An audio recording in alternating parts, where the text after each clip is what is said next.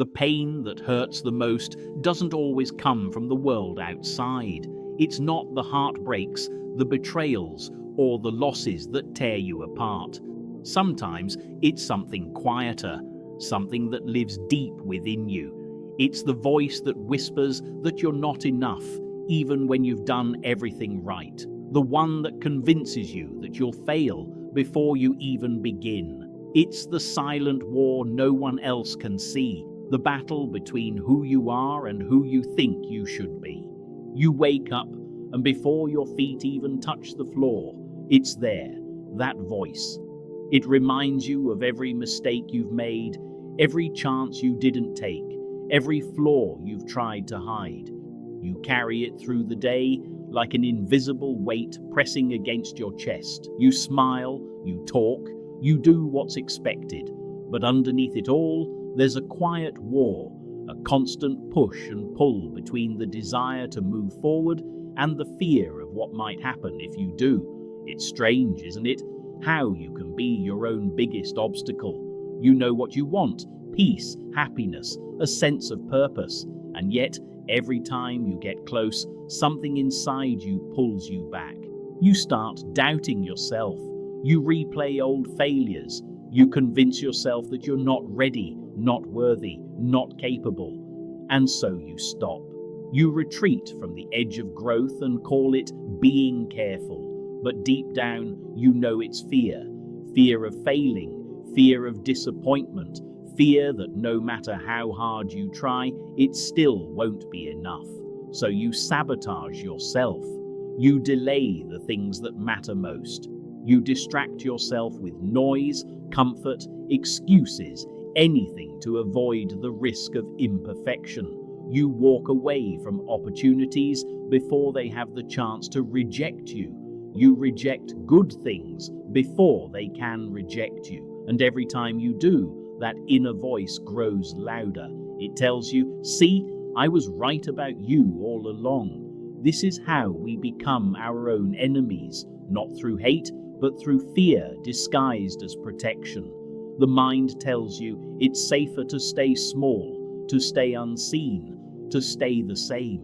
It calls it caution, but it's really the slowest kind of destruction, the kind that looks like safety but feels like suffocation.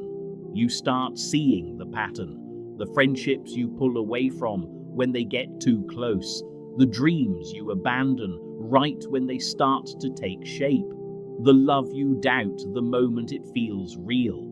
You think you're protecting yourself, but you're really protecting your pain. Because somewhere deep down, you learned to survive by expecting hurt. You decided it's easier to leave than to be left, easier to give up than to try and fail. So you build walls, you call them boundaries. You tell yourself you're just being independent, just being strong. But behind all those explanations lies a quiet truth. You don't fully trust yourself to be happy. You don't believe that peace will last. You don't believe you're worthy of good things staying. And that's the harshest truth of all. The person you've been fighting all along isn't the world, or fate, or bad luck. It's you, the version of you that learned to fear, to doubt, to self-destruct before anyone else could hurt you. And the worst part is, that version of you believes it's keeping you safe. Self-sabotage is rarely a conscious choice. It's a coping mechanism, a defense built out of old wounds. Your brain learned a long time ago that comfort means safety and that change means danger. So every time you step towards something new, love, success, healing, your mind sounds the alarm. It says, "Be careful, you've been hurt before." It doesn't know that you've grown since then. It still thinks you're in danger. You don't feel fear because you're broken. You feel fear because your mind remembers what it took to survive. But what helped you survive then is now holding you back. You're not in danger anymore. You're just conditioned to believe you are. Think about all the times you said, "I'll start tomorrow," or told yourself, "I'm not ready yet." or walked away from something good because the timing wasn't perfect. Those weren't moments of weakness, they were moments of fear. The kind of fear that says it's safer not to try, because if you never try, you can't fail. If you never love, you can't lose. If you never change, you can't fall apart. But here's the truth. Not trying is its own kind of failure. It's the kind that eats away at you slowly, the kind that leaves you wondering what if in the silence before sleep. And that regret, the kind that comes from standing still, is heavier than any mistake you could ever make. The mind loves familiarity. It craves what it knows, even if what it knows hurts. That's why you keep repeating the same cycles, the same doubts, the same habits, the same fears. Pain becomes a strange kind of home, and leaving it feels like losing a part of yourself. Because the brain doesn't measure safety by joy, it measures it by predictability. It would rather keep you in a known misery than risk an unfamiliar peace. So how do you stop being your own enemy? You start by realizing that the voice in your head isn't truth. It's a habit, a learned response from years of pain, repetition, and survival. And habits can be changed, but you can't fight them by force. You can't yell at the voice to stop. You can't silence it through anger. You have to understand it. You have to ask what it's trying to protect, because beneath the fear is a part of you that still believes it's saving your life. Self-compassion is how you end this war, not by demanding perfection, but by creating safety within yourself. When you catch yourself hesitating, ask, what am I afraid of right now? When you notice you're pulling back, ask, what pain am I trying to avoid? Because fear always disguises itself as logic. It tells you it's not the right time, not the right person, not the right path, but underneath all those reasons is the same wound whispering, I'm scared. You'll start to notice that most of your fear isn't about the present, it's about the past. It's about the younger version of you who learned that happiness doesn't last, that love always ends, that failure defines worth. But you're not that version anymore. You've survived everything you once thought would destroy you. You've grown stronger, wiser, quieter. The danger is gone. Now it's time to teach your mind that it's safe to let good things stay. Healing isn't about never feeling fear again. It's about recognizing fear and still moving forward.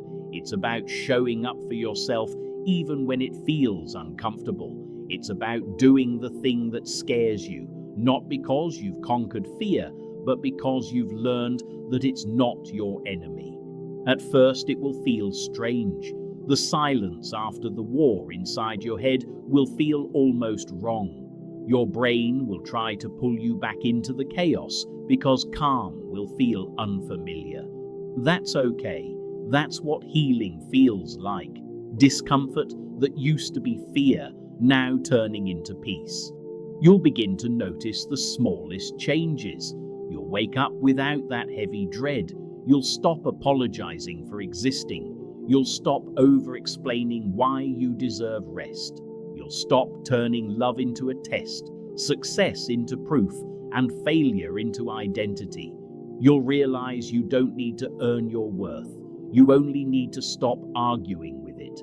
And when that happens, something remarkable occurs. The voice that once tore you apart begins to soften. It doesn't vanish overnight. It becomes quieter, more distant.